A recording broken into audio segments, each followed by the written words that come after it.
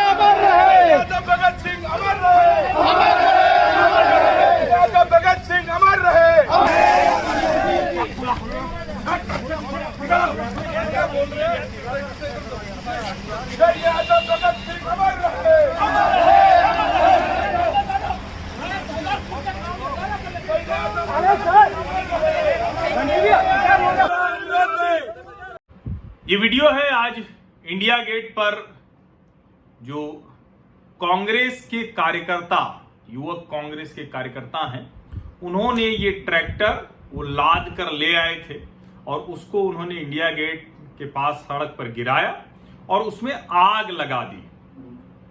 और चूंकि आपने सिर्फ यह वीडियो देखा होगा, लेकिन पता नहीं उसके पीछे की आवाजें आप सुन रहे थे या नहीं सुन रहे थे। नहीं सुन रहे थे तो ध्यान से सुनिएगा।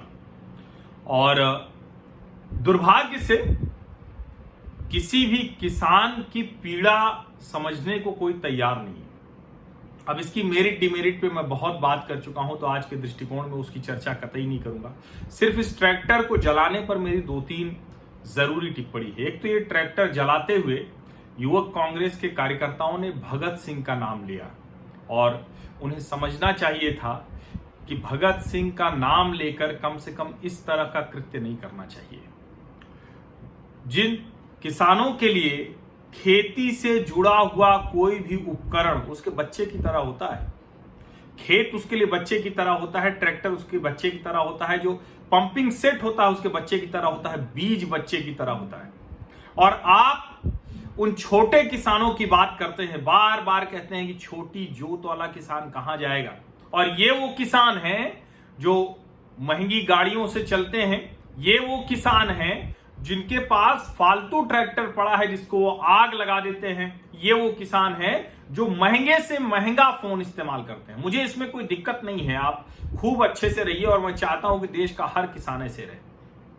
लेकिन अगर सिर्फ 4 से 6% एमएसपी पर खरीदी जाने वाली उपज के आधार पर देश के किसानों को सिर्फ दाल चावल रोटी में फंसाया गया, सिर्फ दाल चावल रोटी, वो भी दाल अभी शामिल हुई, वरना जिसको कहते हैं सिर्फ रोटी और चावल, दाल भी नहीं होती थी, दाल भी अभी शामिल हुई है। उससे बाहर किसान निकल नहीं सकता, क्योंकि एमएसपी में खरीदा क्या जाता था? धान, गेहूं, इसके अलावा तो कुछ खरीदा ही नहीं जाता था। फिर थोड़ी थोड़ी चीजें शामिल हुई, फिर इस सरकार ने दाल का बहुत बड़ा बफर स्टॉक खड़ा किया, फिर वो बहुत उगने लगी, उसकी भी कीमत कम हो गई। हर उपज की कीमत एमएसपी से नीचे बाजार में रही। क्यों? क्योंकि ये खरीद बिक्री का सिस्टम ही गलत है। और अगर आप एमएसपी को सचमुच किसानों के भले के लिए रखना चाहते हैं, तो मैं भी चाहता हूं कि एमएसपी तो हमेशा रहे, लेकिन किसके लिए? उन किसानों के लिए जो सचमुच कहीं और उपज की कीमत नहीं हासिल कर रहे हैं। और इसके लिए जरूरी थी ये व्यवस्था। इसमें जो कमियां हैं उस पर चर्चा हो सकती है, उस पर समय समय पर सुधार हो सकता है। संसद इसीलिए है, अदालतें इसीलिए हैं, कानून इसीलिए बनते और बिगड़ते हैं। लेकिन जिस तरह से ट्रैक्टर को जलाया गया, ये किसान का अपमान है। खेती से जुड़ा हुआ उपकरण आप इंडिया गेट पर आग लगा देते हैं, ये राजनीति नहीं हो सकती, ये शर्मनाक है। और दुर्भाग्य देखिए कि पंजाब के मुख्यमंत्री अमरिंदर सिंह कह रहे हैं कि मेरे पास अगर एक ट्रैक्टर है और मैं उसको आग लगा दूं तो किसी दूसरे को इससे क्यों परेशानी होनी चाहिए। अब सोचिए, ट्रैक्टर को आग लगाने वाले किसान बीज बचा कर रखने वाले किसानों की लड़ाई का दावा कर रहे हैं। वो किसान जो अपने घर में सिर्फ खाता है और बीज बचा लेता है कि अगली वाली जो उपज होगी, फसल होगी, उसके लिए कैसे करेंगे, तो ये बीज बचा रहेगा।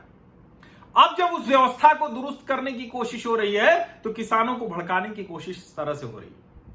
जैसे कैप्टन अमरिंदर ने बयान दिया, ऐसे ही कर्नाटक के मुख्यमंत्री हैं BS येदियुरप्पा, उन्होंने भी बयान दिया है।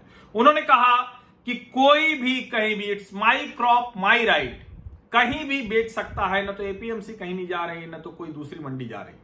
और उन्होंने कहा, और मैं आपको बता दूं कि कर्नाटक में बहुत अच्छे से UMP यूनिफाइड मार्केट प्रोसेस वो पहले से काम कर रही है, जहां एक ही लाइसेंस पे 100 से ज्यादा कर्नाटक की मंडियों में आप खरीद बिक्री कर सकते हैं। बेहतर तरीके से किसानों को उपज का भाव देने की वहां प्रैक्टिस है, यानी व्यवहार में वो लागू है। और यही कहा BS येदियुरप्पा ने कि आप आंदोलन कर रहे हैं, करिए, हम तो कह रहे हैं, आके बातचीत कीजिए, किस लिए आंदोलन कर रहे हैं। लेकिन वो आंदोलन तो करना है। क्यों करना है? क्योंकि जब सोनिया गांधी कह रही हैं कि हर राज्य अनुच्छेद 254(2) इसका इस्तेमाल करे और इस्तेमाल करके वो 254(2) इसका प्रयोग करके जो किसान कानून बन रहा है इसको न माने, इसके खिलाफ जाए, विधानसभाओं से प्रस्ताव पारित हो, यानी वो जहां जहां किसान कांग्रेस की सरकारें हैं वो बात कर रहे हैं। आप सोचिए कि किसानों के हक की, जिसको सभी विशेषज्ञों ने कहा, उसका इस तरह से तमाशा बनाया जा रहा है। हरसिमरत कौर बादल कह रही हैं, उनको एहसास है, क्योंकि उसी की तो वकालत कर रही थी अभी कुछ दिन पहले तक, वही तो खाद्य प्रसंस्करण मंत्री थी। लेकिन अब वो कह रहे हैं कि हमको इससे कुछ नहीं हासिल होने वाला है, लेकिन कम से कम मेरे इस्तीफे से किसानों का मुद्दा मुख्य धारा में चर्चा हो रहा है। मुख्य धारा में चर्चा नहीं हो रहा है, मुख्य धारा में तमाशे की चर्चा हो रही है, किसान की चर्चा कहां हो रही है।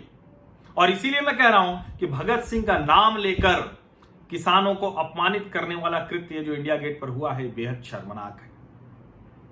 और जब हम ये बात कर रहे हैं तो उस वक्त एग्रीकल्चर मिनिस्ट्री यानी किसान कल्याण मंत्रालय की तरफ से जो खबर आई है कि हरियाणा और पंजाब में 27 सितंबर तक 5,637 मीट्रिक टन धान ये खरीदा गया है, MSP पर खरीदा गया है इतना धान। और यही दोनों राज्य हैं जहां सबसे ज्यादा आंदोलन आ रहा है। आंदोलन सब जगह हो रहा है, जहां जहां कांग्रेस के कार्यकर्ता हैं वो कर रहे हैं, लेकिन किसान उसमें शामिल नहीं है।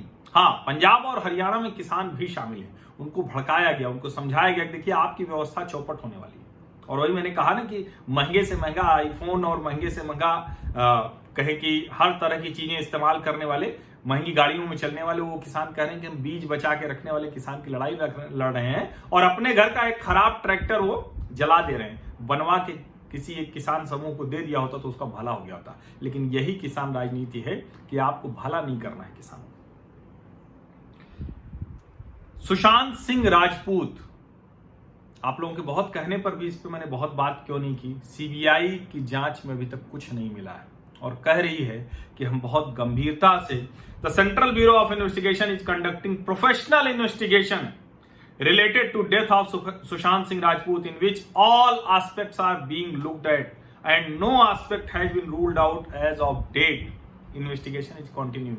जिसको जो कयास लगाना है, जिसको जो हवा बनाना है, जिसको जो हवाई किला बनाना है, हवा महल तैयार करना है, करते रहिए।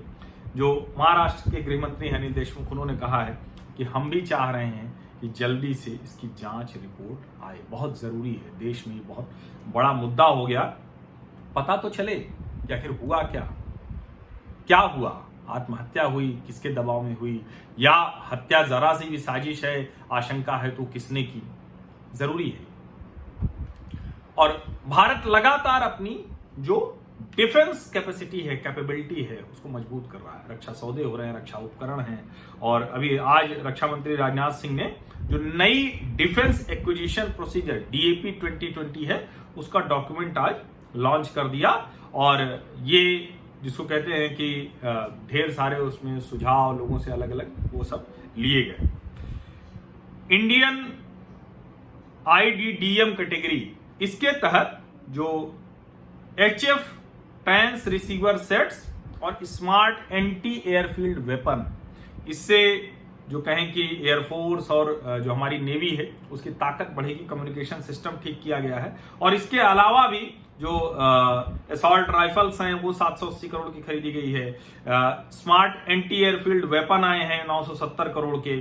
दूसरी जो जरूरी उपकरण हैं उनको भी खरीदा गया है। ये बहुत जरूरी है, सेना के पास हथियार जरूरी है। और कहा जाता है ना कि युद्ध की स्थिति में रहेंगे, युद्ध के लिए तैयार रहेंगे तो शांति बनी रहेगी। आज भारत और जापान मैरीटाइम बाइलैटरल एक्सरसाइज हुई है जिमेक्स, वो 26 से 28 तक, यानी आज आखिरी दिन था, वो हुई। ये कहाँ हुई? ये उत्तरी अरब सागर में हुई। और भारतीय नौसेना और जापान की जो मरीन सर्विस है उन दोनों का ये एक साझा जो वेपन ड्रिल, सीमैनशिप इवैल्यूएशन और एडवांस एक्सरसाइज जो सब कुछ था वो सब उन्होंने किया। मैंने कई बार कहा कि इस वक्त भारत अलग अलग मोर्चों पर लगातार काम कर रहा है। भारत की सरकार, भारत का नेतृत्व। आज प्रधानमंत्री नरेंद्र मोदी ने जो डेनमार्क की पीएम है मेटे फ्रेडरिक्सन, उनसे बातचीत की। और प्रधानमंत्री की जो कहें कि कम्युनिकेशन की ताकत है, संवाद की खूबसूरती है, प्रभाव है कि वो निजी रिश्ता जोड़ लेते हैं, आत्मीय संबंध बना लेते हैं। तो कुछ उसी तरह की बात की उन्होंने। पहले तो उनकी विवाह के लिए, उनकी शादी के लिए उनको शुभकामनाएं दी और उनका कि अपनी बेटी के साथ आइए। उन्होंने भी बहुत खुशी से कहा कि हमें अच्छा लगेगा और हम जरूर आएंगे। My daughter will love to visit India once again and same goes for my family, ये मेट फ्रेडरिक्सन ने कहा। और दोनों के बीच में बहुत लंबी चौड़ी बात हुई। एक अच्छी बात रही कि प्रधानमंत्री का फोकस क्लियर था। एक तो ये कि मेक इन इंडिया को ठीक करना है, ग्लोबल सप्लाई चेन चीन से बाहर लाना है। तो उन्होंने क्या क्या कहा ये आप सुन लीजिए, बहुत जरूरी है जानना समझना। मैंने बताया था कि मेक इन इंडिया के तहत क्या क्या हो रहा है। उन्होंने कहा कि कोविड-19 ने स्पष्ट कर दिया है कि कैसे दुनिया को ग्लोबल सप्लाई चेन की डिपेंडेंसी, निर्भरता, वो एक सोर्स पर बनाने से बचना होगा। चीन जाहिर है, और जो आत्मनिर्भर भारत है वो भी इसमें शामिल होता है। बड़े सलीके से उन्होंने उसको आगे बढ़ाया और उन्होंने कहा कि हम जापान और ऑस्ट्रेलिया के साथ supply chain diversification and resilience, यानी जो आपूर्ति है, आपूर्ति का जो तंत्र पूरा तैयार होता है उसको एक तरह से कहें कि चीन से बाहर लाने के लिए जापान ने तो बाकायदा $2.2 बिलियन का पैकेज दिया हुआ है। तो हम चाहते हैं कि दूसरे जो ऐसे एक जैसा सोचने वाले देश हैं वो भी साथ में आए। और उन्होंने कहा कि पिछले कुछ महीनों की जो घटनाएं हुई हैं ये बहुत स्पष्ट करती हैं कि एक जैसा सोचने वाले देश एक साथ आए, जो हम आप हैं, और पारदर्शी शर्तों के साथ, मानवतावादी नियमों के साथ और लोकतांत्रिक कार्य संस्कृति बनाते हुए एक दूसरे के साथ काम करें। और उसमें बहुत स्पष्ट तौर पर दोनों देशों के प्रधानमंत्रियों के बीच जो बातचीत हुई है बड़ी महत्वपूर्ण बातचीत है। और उसके बाद ये जो एक भारत में इंडिया डेनमार्क एनर्जी पार्क, इसका प्रपोजल दिया है, जहां वहां की जो डेनमार्क की कंपनियां होंगी वो आएंगी और यहां अपना कारोबार सेटअप करेंगी, कंपनी यहां आएंगी। और उनके लिए इंडिया डेनमार्क स्किल इंस्टीट्यूट भी बनेगा, जिसमें वो यहां की शर्तें पूरी करें और यहां लोगों को ट्रेंड करें, जिससे कि आसानी से उनको स्किल्ड मैन पावर भी मिले। ये पूरा का पूरा खाका तैयार हुआ। अच्छी बात यह है कि जो प्रपोजल है वो उधर से एक्सेप्ट हुए, उधर के प्रपोजल इधर एक्सेप्ट हुए।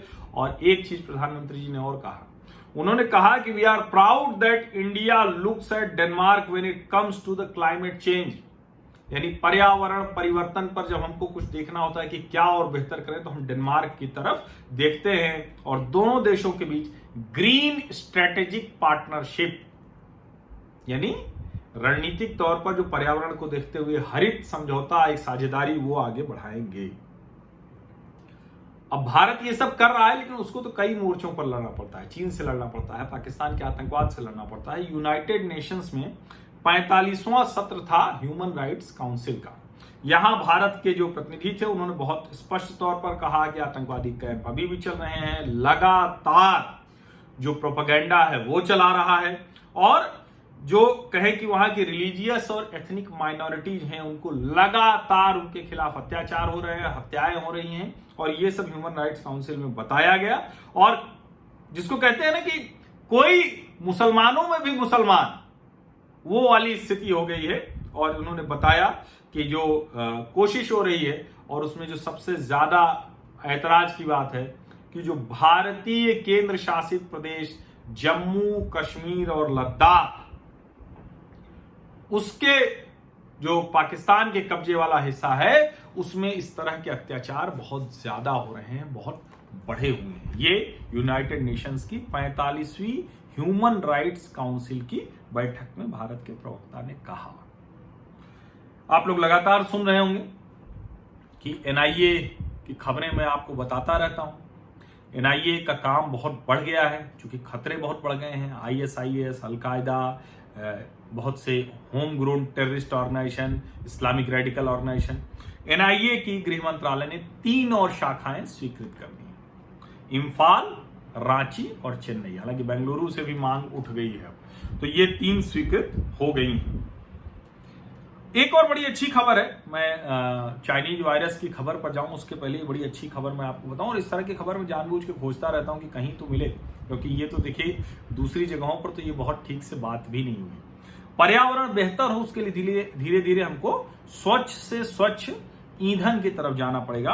अब जो नया ईंधन है HCNG, जिसमें 18% मिक्स होता है, यानी 18% उसमें हाइड्रोजन मिला हुआ होता है, और इसको कहा जाता है नीट CNG, यानी सबसे साफ है। और ये अब जो है, अभी जो HCNG का इस्तेमाल CNG इंजन के लिए कर दिया है, और ये इसको समझा जा रहा है कि क्या क्या होगा, इसको अलाउ कर दिया गया है। तो इन इंजन से अब पर्यावरण और स्वच्छ रहेगा। धीरे धीरे हमें समझना पड़ेगा। अभी भी वैसे भी अभी सर्दियां शुरू होने वाली हैं, अक्टूबर शुरू होगा तो दिल्ली से खूब खबरें आएंगी। पंजाब में, उत्तर प्रदेश में, हरियाणा में किसानों ने पराली जलानी शुरू कर दी है, तो आपको बहुत सी चीजें उनको इंसेंटिव देने होंगे, वो सब किया जा रहा है। लेकिन इसके बावजूद जितना स्वच्छ हो सके उतने ईंधन की तरफ हमें जाना पड़ेगा। सार्वजनिक परिवहन को बेहतर करना पड़ेगा, ज्यादा इस्तेमाल, उपयोग ज्यादा करना पड़ेगा। चाइनीज वायरस, आज डॉक्टर हर्षवर्धन ने कहा, जो केंद्रीय स्वास्थ्य मंत्री हैं, उन्होंने कहा कि ICMR का जो नेशनल रजिस्टर है वो बन रहा है। ICMR और एम्स इन्होंने मिलकर ये बनाया है नेशनल क्लिनिकल रजिस्ट्री फॉर कोविड-19। यहां क्या होगा, रियल टाइम डेटा आएगा। मतलब क्या आएगा, जिस तरह की प्रैक्टिसेज हैं, जो मुश्किलें हैं, जहां जो भी कुछ हो रहा है इससे जुड़ा हुआ, clinical practice, evidence based clinical practice, research, guideline, policy making, सब यहीं एक साथ आएगा। और उन्होंने कहा है कि 2021 के फर्स्ट क्वार्टर, यानी अब हम ये मान लें कि जनवरी से मार्च के बीच में वैक्सीन आ सकती है। 3 वैक्सीन की उन्होंने बात की है, और 3 ही वैक्सीन है जो बहुत एडवांस स्टेज में है, यानी आगे के चरण में है। जो टोटल रिकवरी है भारत की, वो 50 लाख के ऊपर चली गई है। हालांकि 60 लाख के ऊपर 61 लाख होने जा रहे हैं जो संक्रमित लोग हैं, 60,81,000 से ज्यादा। लेकिन ये बड़ी अच्छी खबर है। और आज जो 24 घंटे में जो रिकवरी हुई है वो 74,893। और इसमें अच्छी चीज ये है कि अभी 90,000 से ज्यादा भी रिकवरी एक दिन में हुई है। तो हमारा जो औसत है वो नए मामले और रिकवरी वो लगभग बराबर हो गया, कई दिन तो ज्यादा रहा। तो ये अच्छा है, अगर इस तरह से चलेंगे तो हमें लगता है कि जल्दी ही इस चाइनीज वायरस को हम धर पकड़ लेंगे और हम उसके ऊपर सवार हो जाएंगे।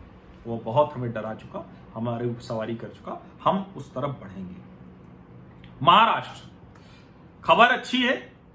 मुख्यमंत्री उद्धव ठाकरे ने कहा है कि हम गाइडलाइन तैयार कर रहे हैं। सभी जो उसके हिस्से वाले लोग हैं, जिनको जो काम करना है, रेस्टोरेंट वाले और दूसरे लोग जो सब हैं, सबसे बातचीत करके और उसकी गाइडलाइन तय की जा रही है। जैसे ही वो तय हो जाएगी, सभी महाराष्ट्र में रेस्टोरेंट में जाकर आसानी से भोजन कर सकेंगे, रेस्टोरेंट वाले कमाई कर सकेंगे, लोगों का रोजगार मिल सकेगा। बड़ी अच्छी खबर है। लेकिन महाराष्ट्र है तो वहां तो सरकार से हर रोज एक खबर आती है। एक खबर आई कि देवेंद्र फडणवीस और संजय राउत वो होटल में मिल लिए, 2-2.5 घंटे की मुलाकात हो गई, सफाई देते थे तो थक गए संजय राउत। फिर शरद पवार से उद्धव ठाकरे मिले, और अब जो है रामदास अठावले जो केंद्रीय मंत्री हैं, अपने अंदाज के लिए जाने जाते हैं, उन्होंने कहा कि शिवसेना को भाजपा के साथ हाथ मिला लेना चाहिए, और अगर वो नहीं मिलाएंगे तो मैं एनसीपी से अपील कर रहा हूं कि वो आ जाएं और एनडीए के साथ शामिल हो, राज्य का विकास करें। उनको बड़ा पद भविष्य में दिया जा सकता है।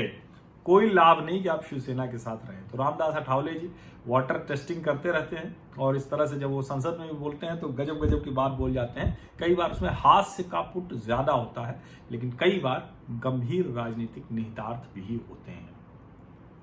दिल्ली की एक अदालत ने जो संदेशरा ग्रुप के थे, नितिन संदेशरा, चेतन संदेशरा और दीप्ति चेतन संदेशरा, हितेश कुमार पटेल, इनको आर्थिक भगोड़ा करार दिया है। ये बैंक फ्रॉड के मामले में भागे हुए हैं। फार्मा कंपनी इनकी थी, संदेशरा ग्रुप की।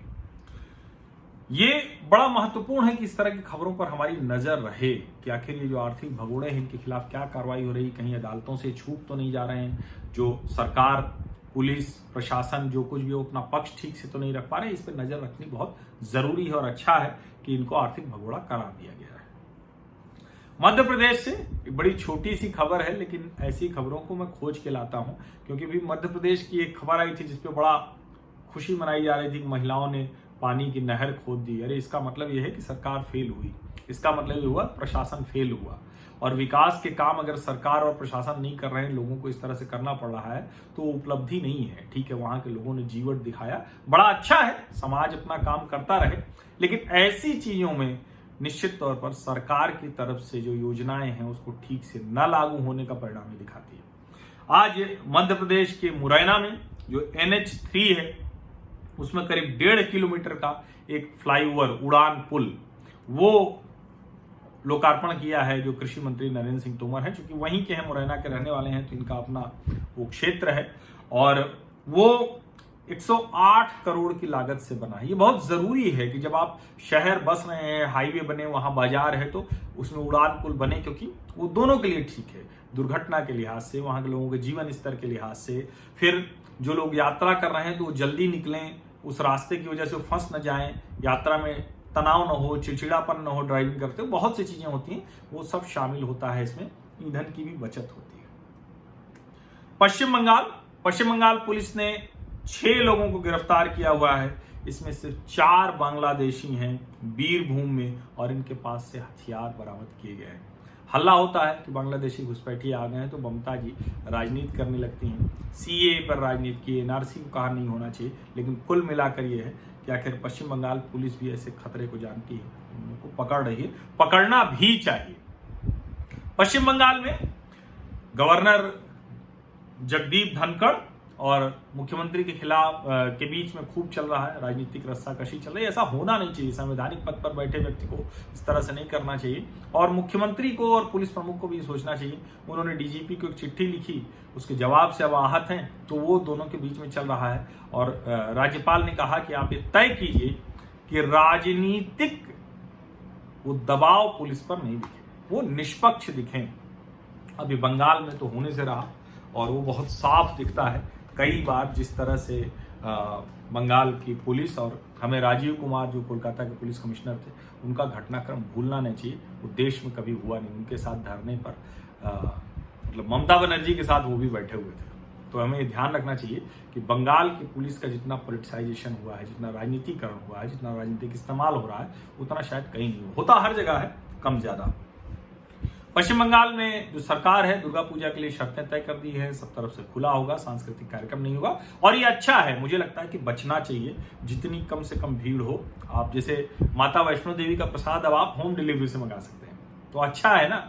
आप कहिए पोस्टल डिपार्टमेंट और श्री माता वैष्णो देवी जो बोर्ड है, न्यास है, उसने तय किया है 500 रुपए, 1100 रुपए, 2100 रुपए। उनकी वेबसाइट पे जाइए, वहां जाकर आप बुक कर दीजिए, आपके पास पूरा प्रसाद आ जाएगा। अच्छा है, जितना संभव हो सके अभी थोड़ा इससे बचना चाहिए, लेकिन ठीक है, आस्था श्रद्धा वो बनी रहे और आप पोस्टल से मंगाइए, फिर जब अवसर लगेगा तो जाइएगा। ऐसे ही आप दुर्गा पूजा में भी कर सकते हैं। केरल, मैंने कहा ना कि NIA की 3 और ब्रांच खुल गई है, लेकिन केरल तो NIA कह रहा है कि पूरी तरह से एकदम रेडिकल इस्लामिस्ट जो टेररिस्ट ऑर्गेनाइजेशन है ना, इस्लामिक टेररिस्ट ऑर्गेनाइजेशन, उनके निशाने पर है। अभी ये एर्नाकुलम की विशेष NIA अदालत ने ISIS के आतंकवादी सुबहानी हजा मोहिद्दीन, ये उमर अल हिंदी मॉड्यूल वाले मामले में उम्र कैद और 2,10,000 का जुर्माना ये सुनाया है। बड़ा खतरनाक है। केरल से जब ऐसी खबरें आती हैं ना कि इस तरह से कट्टर इस्लामिक आतंकवाद वहाँ बढ़ रहा है, तो ये समझ में नहीं आता है कि वहाँ जो वामपंथी सरकार है आखिर वो क्या कर रही है, क्योंकि वहाँ वामपंथी और कांग्रेस की ही सरकारें रही हैं, अभी तक रहती हैं। अभी तो वामपंथी सरकार है जो सोने की तस्करी के आरोप में जो स्वप्ना सुरेश फंसी हैं, मुख्यमंत्री के प्रमुख सचिव शिवाशंकरन फंसे हैं, वहाँ के उच्च शिक्षा मंत्री हैं केटी जलील, उनके ऊपर आरोप है और कोई दिन नहीं बीतता। मैं हर दिन जब दृष्टिकोण लेके आता हूं सोमवार से शुक्रवार, तो देखिए आज भी जो एयर इंटेलिजेंस यूनिट है कन्नूर एयरपोर्ट पर 1172 ग्राम सोना ये पकड़ा है, करीब 48 लाख का। ऐसे ही 250 ग्राम सोना 12 लाख का, तो वो कन्नूर एयरपोर्ट पे था या कोझिकोड एयरपोर्ट पर। इतना सोने की तस्करी एक राज्य में क्यों हो रही है, क्या चल रहा है वहां, किस तरह का तंत्र विकसित किया गया है? और इसको लोग कहते हैं कि वामपंथी सरकार का सरोकारी मॉडल है। सोने की तस्करी सरोकारी मॉडल हो सकती है क्या? सोचिएगा जरूर। प्रतिदिन खबरें आ रही हैं। ओडिशा, जैसे मैंने मध्य प्रदेश के मुरैना में बताया, ऐसे आज जो उन्होंने मुख्यमंत्री नवीन पटनायक है उड़ीसा के, उन्होंने 2 पुल महानदी पर जगत सिंहपुर जिले में 200 करोड़ रुपए की लागत से तिरथोल पोसाल हाई लेवल ब्रिज और जयपुर कटीकटा ब्रिज, ये दोनों उस पर बनेंगे, तो बहुत अच्छा है। इस तरह की खबरें आती तो मुझे तो बड़ी प्रसन्नता होती है। मैं आपको बताऊं, मेरी आदत में शामिल है, जैसे हम नोएडा से दिल्ली जाते हैं तो कोई निर्माण कार्य या डेवलपमेंट काम चलता रहता है तो हम गिनते रहते हैं कि आज कितने पिलर बने, आज कितना कुछ हुआ, ये सब मैं देखता रहता हूँ। और जो हो जाता है तो मुझे बड़ा अच्छा लगता है कि अच्छा ठीक से समय से काम हो रहा है। डिले होता है तो चिड़ भी होती है, गुस्सा भी आता है कि अरे क्यों काम समय से नहीं हो रहा है। और मैं आपको बताऊं कि अब मैं नोएडा रहता हूं, अगर पहले मोदी जी होते और वो प्रोजेक्ट बना होता NH-24 जो बन गया है, जो 14 लेन का राष्ट्रीय राजमार्ग बन रहा है, एक्सप्रेस वे होगा, तो मैं वसुंधरा में रहता। मैं वसुंधरा रहता था, बड़ी खूबसूरत जगह है, बड़ी खुली खुली जगह है। नोएडा हालांकि दूसरी वजहों से बहुत अच्छा है, लेकिन वसुंधरा उस लिहाज से बहुत अच्छा है, हम लोग थोड़ा जो खुला भी रहे, शहर गांव दोनों जैसा जो मिक्स मिले, तो वो वसुंधरा मिलता है। लेकिन ये NH-24 पार करने में 45 मिनट लगते थे, यानी मुझे 8-9 किलोमीटर की दूरी तय करने में 45 से 50 मिनट लग जाते थे। आप इसी से समझ लीजिए। तो विकास काम होता है, कितने लोगों का जीवन बदल जाता है, ये अपने आप में बहुत बड़ी चीज है जिसको समझना चाहिए। तो अच्छा है। छत्तीसगढ़, मैं बार बार कहता हूं कि जम्मू कश्मीर में आतंकवादियों की खबर तो खूब आती है, ये छत्तीसगढ़ के नक्सलियों पर बात कम होती है। एक नक्सली और मारा गया, ये पेड़ापाल पिडिया इरनार के जंगलों में, बीजापुर जिले में। बहुत जरूरी है कि इनके साथ वही व्यवहार हो जो आतंकवादियों के साथ होता है, बल्कि ये और ज्यादा नुकसान कर रहे हैं, क्योंकि इनके साथ अर्बन नक्सल और तथाकथित सरोकारी तमगा लगाकर लोग गांव वालों को बहकाते हैं, भड़काते हैं। जम्मू कश्मीर, संबूरा में 2 टेररिस्ट मारे गए, डीजीपी दिलबाग सिंह ने बताया। तो ये नक्सली और आतंकवादी दोनों को एक साथ ही सुना समझा कीजिए। आंध्र प्रदेश से एक खबर है। टीडीपी नेता जयदेव गल्ला ने जो कहा था कि ईसाई मिशनरीज की वजह से और वाईएसआर कांग्रेस की जो सरकार है जगनमोहन रेड्डी की, उनके संरक्षण में मंदिरों पर हमले हो रहे हैं। अब आज पुलिस प्रमुख ने सफाई दी है कि जो ये 19 हमले हुए हैं ये सब अलग अलग हैं, इनको एक साथ मत जोड़िए। 12 मामलों में ये कह रहे हैं कि हमने गिरफ्तारी कर ली है, 7 मामलों में भी गिरफ्तारी करेंगे। लेकिन ये कमाल है ना कि शिवलिंग टूट जाते हैं, 19 हमले हो गए मंदिरों पर। ये मैं कह रहा हूं कि अलग अलग भी हो रहे हैं तो बड़ी चिंता की बात है। और जो टीडीपी आरोप लगा रही है कि ये पूरी तरह से ईसाई मिशनरियों का षड्यंत्र है और उनसे लाभ की वजह से, वोट बैंक की वजह से जगनमोहन रेड्डी की सरकार कार्रवाई नहीं करती, बहुत गंभीर मसला है। Uttarakhand, inter state bus services ये कल से शुरू हो जाएंगी और कल ही प्रधानमंत्री नरेंद्र मोदी वहां पर 6 बड़ी जो परियोजनाएं हैं उनका शुभारंभ करने जा रहे हैं नमामि गंगे मिशन के तहत। तो मुझे लगता है कि इस पर ध्यान देना होगा। कल 11 बजे करेंगे, हम देखेंगे, इसकी भी बात आप लोगों को जरूर बताएंगे, वीडियो कॉन्फ्रेंसिंग से करेंगे। और इसमें जो कहें कि पहला गंगा अवलोकन, ये एक संग्रहालय है जिसमें सभी चीजें जो गंगा की संस्कृति, उसकी जो भी कहें कि जो कुछ ठीक हुआ है, अच्छा हुआ है, उस सब का इसमें दर्शन होगा। और अब दृष्टिकोण आज यहीं मैं खत्म करता हूं। और आखिरी खबर जिसको बार बार कहा जाता है कि उत्तर प्रदेश में क्या हो रहा है। प्रवासी मजदूर लौट के आए तो उनको रोजगार देने के लिए एक योजना चली, प्रधानमंत्री गरीब कल्याण रोजगार अभियान, और उसमें यही था कि प्रवासी मजदूरों को आप रोजगार दे सकें। उत्तर प्रदेश पूरे देश में पहले स्थान पर है।